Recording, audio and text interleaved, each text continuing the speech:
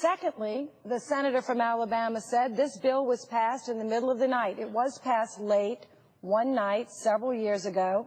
It's been passed by the House and the Senate, signed into law as every bill by the President of the United States, and in this case of this law, upheld by the Supreme Court and is being implemented by a majority of states in the United States. And this bill, this law, this concept, this approach was debated for 40 years in 20 Congresses. This wasn't debated in one night, 1 week, morning, noon, or midnight.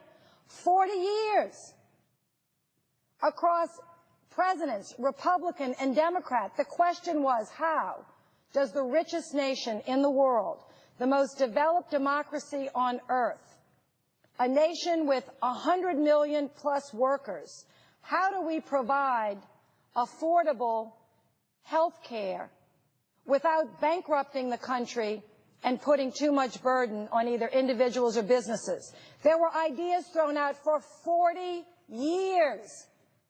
This was debated. Not one night, not Christmas Eve. There were hundreds of hearings, thousands of documents, millions of pieces of paper and studies done on the subject.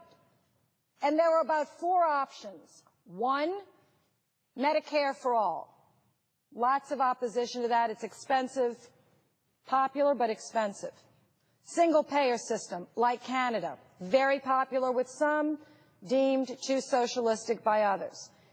The 4th option, the 3rd option was Medicaid savings accounts, health care savings accounts. Republicans love it. Democrats don't like it, don't think it's fair to the middle class. It would only really help those at the top 2%. We said no, and so we compromised